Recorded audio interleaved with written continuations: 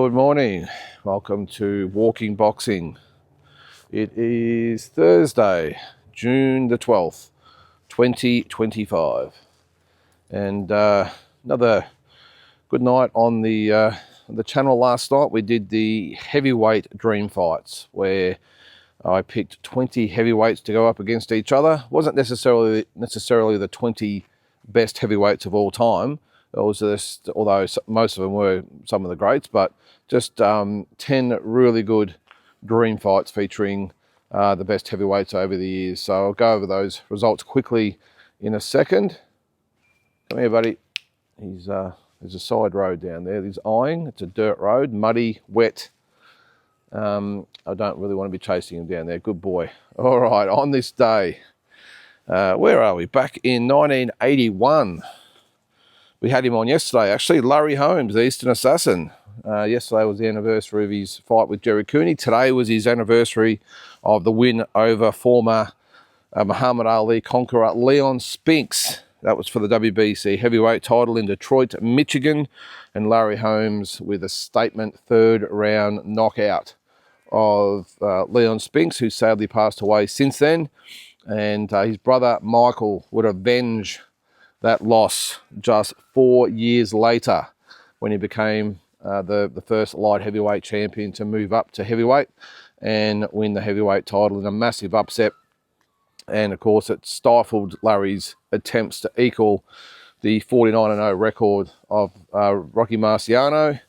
Didn't take it too well either, did he, Larry? He had a fair bit to say after the fight. What did he say? That Rocky couldn't carry his jockstrap? Never really lived that down. Larry could be a little bit bitter. Didn't change over the years either. He was always a bitter guy. Always just wanted his respect, didn't he? And always battled to get it. So that was on this day where he knocked out Leon Spinks. Also in 1981, looks like it would have been the same card actually. Saul Mamby defended his WBC super lightweight title with a win over Joseph Kimpwani by decision. Very underrated fighter was Saul Mamby, world champion, and very, very good fighter back in the day. In 1986, I'll just go and chase Neil here. Come on, man. Where are you going? We're on the patio of the football club at the moment. Come on. Where are you going? This way. This way. Come on. Don't be silly. Go this way. Come on. 1986, Evander Holyfield won his first world title with a win over Dwight Muhammad Qawi for the WBA cruiserweight title. And of course, he would then go on to win all the belts, culminating with the win over, I think it was the 8th round stoppage of Carlos de Leon to add the WBC belt to his IBF and WBA. WBO, of course, wasn't around back then, and then made the move to heavyweight, and we all know what happened after that. Just some of the greatest fights in heavyweight history against Tyson and Lewis and Bo and all these types of guys. Just an unbelievable fighter, was the real deal. And on this day, he won his first world title over Qawi, who was formerly actually, what was his name? Dwight Braxton, I think his original name was, before he converted to Islam. And then one other thing on this day, 1989, and I remember this, one of those fights that you remember like it was yesterday. Sugar Ray Leonard and Thomas the Hitman Hearns went at it for a second time. It was dubbed the War, and it certainly was. Well, I won't say it was the War. That was more like Hagler Hearns was the War, but this was actually Bill the War. But it was a good fight anyway. A very controversial fight. Sugar Ray Leonard was he dropped twice?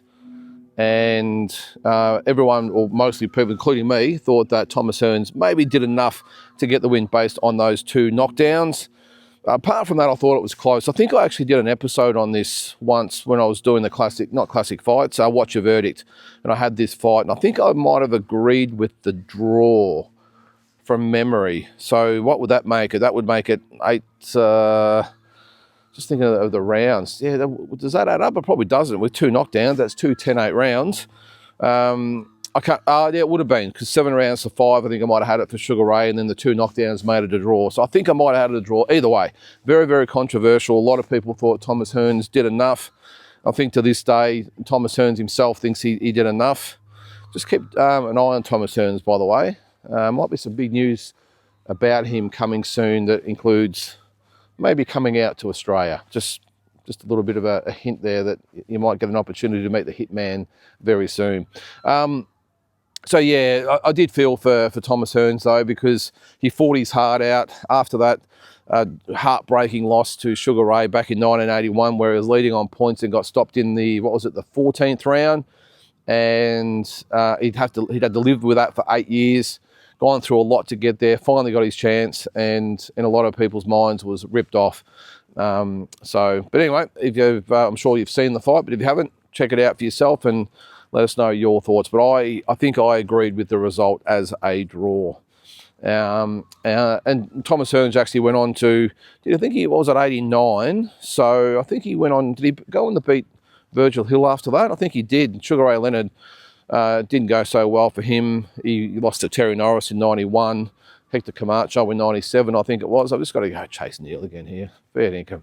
Neil, come here, man. Here. Good boy. This way, man. Yeah, got to go this way. Not that way. A couple of kids crossing the oval. All right, so last night we did the dream fights. The heavyweights. I'll just chase him here. All right, back this way, bud. Come on. Here we go. Back this way. Good bent. All right, so it started with, well, we sort of worked our way up with the fights. We started with Bone Crusher Smith and Jerry Cooney, and the poll went for Bone Crusher Smith. I agreed. I thought he would surprisingly outbox Jerry Cooney, which would probably be an entertaining fight between two limited fighters. The other one was, I'll just bring them up here so I don't forget them. We had Daniel Dubois and Tim Witherspoon. I tried to sort of evenly match fights. No, he's putting Daniel Dubois in there with Muhammad Ali. So I put him in with Tim Witherspoon. I thought Tim Witherspoon would win. That the poll agreed. The other one was Deontay Wilder and Tommy Morrison. I picked Tommy Morrison to win this one by knockout. The poll agreed, and they thought that Morrison will win that one as well. We had Riddick Bowe and Anthony Joshua. Now, this wasn't on the poll because I changed it at the last minute. I wasn't happy with the matchup, but I had Riddick Bowe beating Anthony Joshua. The other one I switched was Michael Spinks and Ken Norton. And I thought that Michael Spinks would outbox Ken Norton. Again, it wasn't on the poll, but I've got a feeling most people probably would have went for Norton, but I think Spinks. Then we got into a very old-time fight. It was Joe Louis and Sonny Liston. Now, surprisingly, the poll went for Sonny Liston to beat Joe Louis. I thought that Joe Louis would win a 15-round decision over Sonny Liston. I just think Liston would probably gas, and Lewis's class would come to the fore, and he would beat Sonny Liston. Then we went to Larry Holmes and Tyson Fury. Pretty hard one to pick. It was pretty overwhelming for Larry Holmes. A few people in the chat thought that Tyson Fury might beat Holmes, but I just think Larry would win a pretty conclusive decision in that one. What was the next one? We had Evander Holyfield and Joe Frazier. What a fight this would be. This is probably my pick of all the fights on there. Oh, it would be just a hell of a battle. Imagine if it was 15 rounds. I'm not sure these guys would ever fight again after a war like that, but I think Evander Holyfield would win that one. On points, maybe late round stoppage even in that one, but it would be a hell of a fight. Then we had Mike Tyson and the 1974 version of George Foreman, not his second career, his first career. And I thought that George Foreman would probably knock out Mike Tyson at that stage of his career. And surprisingly though, no, I was going to say people went for Tyson. No, it was a 50-50 draw, 50% for each guy, the only draw that we had. And then the last fight was Muhammad Ali and Lennox Lewis. Look, a very, very close fight for me. The poll was pretty overwhelming though. I think it was 83% or something went for Muhammad Ali to beat Lennox Lewis. So just on that, if you want to be part of it and watch it, it's on every Wednesday. Subscribe to us on Instagram, because 24 hours before the show, which is 7 o'clock on a Wednesday night, I'll put up all the polls so you can vote and have your say and whatever else, and then we obviously talk about it on the night. So that was last night's dream fights in the heavyweight division. I think I'm going to do Floyd Mayweather Jr. next week, and see how we go. I'm sure that'll polarise a few. I'll probably have to do Tyson at some stage because he's the other one that really polarises people, the fight fans out there. Tyson, whether he was great or not. So we might do him after that. All right, some news. Crawford and Canelo. Now, as I said yesterday, it looks like it's full steam ahead with the promotion. Looks like it's going to be Allegiant Stadium in Las Vegas on September the 13th. One thing, though, it's going to be a little unusual that might be a little bit hard for some boxing fans to get their head around is the undercard. Now, Turki Al-Sheikh has said that he's sick of the recent fights on his events. Where's he gone? I can find him there. Where is he here? He's sick of the lack of action on the undercards recently. So what he's going to do is stack the undercard with up-and-coming fighters. Now, when I say up-and-coming fighters, that's what his term was, but he was looking at getting fighters like Junto Nakatani on the card, who's not really an up-and-comer, is he? He's pretty established. I mean, he's a multi-weight world champion, so I'm not sure why he'll be classified as an up-and-comer, but I think what he's getting at is that he wants entertaining fighters that come to fight on the undercard and give them the money they deserve. I think the other one was Abdullah Mason. Christian Mbili was another one as well. Because if you don't know, and I didn't know this, by the way, because I'm not a UFC follower, but apparently Dana White on his big cards likes to have a showcase of his... Jesus, what the hell was that? Something coming down over there. A tree coming down. Don't know what that was. Yeah, he likes to showcase the up-and-coming fighters, and I think that's the sort of route they're going to go down. And don't forget too, back in the day, I know we've talked about some of the big cards that have been sort of in the history of boxing, but back in the day, I remember they would have the big main event where all the money goes, and then they really probably couldn't afford to have a stellar undercard. I remember, what was it, Mayweather Pacquiao, the undercard, I mean, they could have, the money that generated, they could easily afforded a few big fights, but I suppose they didn't have to. The undercard of that event, I can't remember, I remember Lomachenko fighting on it, but apart from that, I don't really remember the undercard. It was a very, very ordinary undercard, but you know what, no one cared. They were only there for one fight, and I think that's what they're going to go down with this angle as well, is that it's Crawford and Canelo. Everyone's going to tune in for that, not necessarily the card. So they'll just put some of these guys in against probably lesser lights, get them good wins and get them exposed to a massive audience. Now, I mean, as a fight fan, and I'm sure a lot of you out there as fight fans as well, will probably not like this concept. I think we've all gotten used to having a stacked card, not just a big main event. But at the end of the day, there's only so much money to go around, probably even for Turki Al-Sheikh. And I suppose we're all going to tune in anyway and pay our money, aren't we? We can all piss and moan and complain about it, but we're going to pay. Well, not so much Crawford Canelo. It's not a pay-per-view, is it? So it probably doesn't factor in. But I think that's the way it might go down the track with the squeeze on the dollar, is that they might just start putting all the money into the big main event. And and maybe it could be a point of it getting even more big fights made, even with Turki Al-Sheikh, where they can afford to pay, say, I don't know, I'm just sort of picking Teofimo Lopez and Devin Haney, although money wasn't the issue in that one, but I'm just using that as an example. If money is the issue, there you go, and we'll just cut the undercard back. We're all going to pay for that fight, aren't we? So what's he doing over there? All right, Kambosos and Hitchens. Again, we spoke about that yesterday.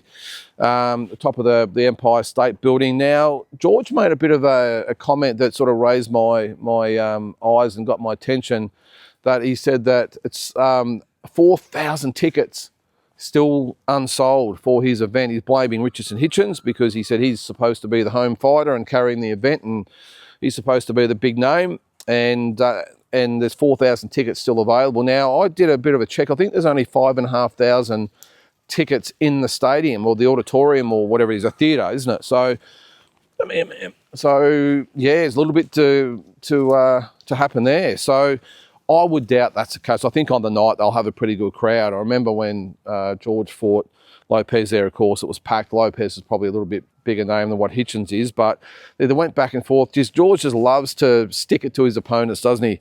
I mean, Hitchens went with him, but what made me laugh is that he was giving as good as he got, Hitchens, but then George said, mate, your breath stinks. So that just shut him up right on the spot.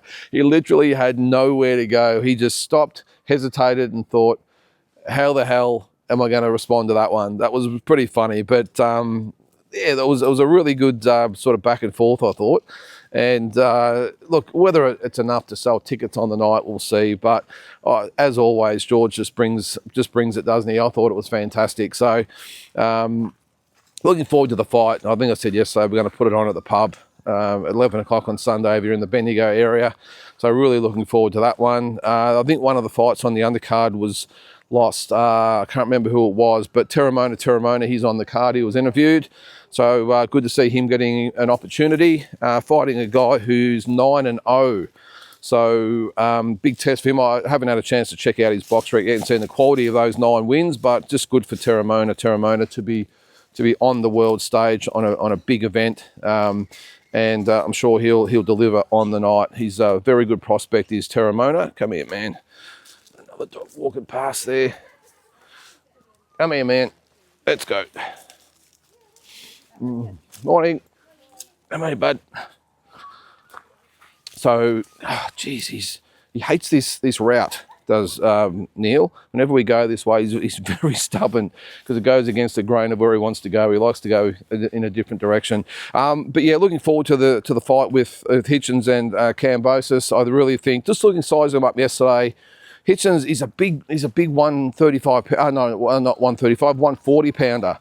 But George, look, he's pretty confident. I know that's just George in himself, but I think he'll give a good account of himself. Is he in line to win the fight? Look, I still think Hitchens has probably got him covered, but look, anything's possible. He showed that against Lopez, and I don't really care. I'll be going for George and yelling at the top of my voice because I really hope we can get another Aussie with a world title, and whether he deserves another crack at it or not, well, that's another story. But I'll be, as they say in America, rooting for him on Sunday.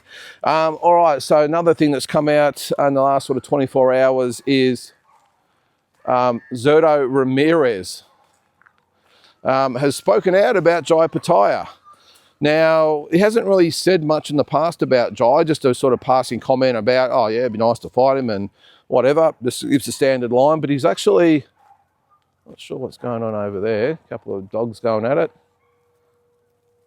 Yep, some guy's lost his dog. Not sure what's happening there. Oh, the morning dog battles. Neil doesn't care. He just wanders along. He couldn't give a shit about other dogs. He just keeps walking. But he did say that Jai's, apart from Marius Briedis, who he said was old, he said he hasn't fought anybody. He said this is the surprising thing. He wasn't really aware of Jai until his team sort of brought him up and told him about him. Mate, I think you've been around boxing long enough to know exactly who Jai Pataya is and what he brings to the table. This is a little bit of gamesmanship, of course, of what might happen down the track, but said he's the best cruiserweight in the world and he'll beat Jai. But it's the first time he's probably had anything probably derogatory to say about Jai Pataya, which maybe might be just the starting point of the build-up of the fight. Jai, of course, is going over there for his fight. Was it in a couple of weeks' time on the Jake Paul undercard with Mick Francis? So I'm sure they'll sit down and talk about it then. But yeah, for Zurdo Ramirez to say he's not really aware of Jai Pataya is a bit rich, isn't it? But yeah, let's hope that fight sort of starts to get momentum. And the other thing that Zurdo did actually say was that he's actually looking to go to heavyweight after he unifies at cruiserweight. He's been a pro for 16 years, has Zurdo Ramirez, and he just said that his final goal will be after he beats Jai, that is, and unifies the cruiserweight title, that he will go up to heavyweight and hopefully fight the likes of Usyk and Dubois. So some lofty goals for Zurdo Ramirez. I'm not quite sure he's at that point of his career where he could do that. But if he gets past Jai Pataya, maybe there's David Benavidez in there as well. And for me, if it comes down, I would much prefer Jai to fight David Benavidez. I know Zurdo, all he really brings for me in comparison to the other two belts, of course, but I would love to see Jai up against David Benavidez. And I was really excited when I saw that David Benavidez had actually brought it up himself in a social media post. So let's hope that fight happens, because that, for me, is the fight in that division. I think it would be a cracker. And credit to David Benavidez, who is looking to move up, or prepared to move up to cruiserweight to test himself again.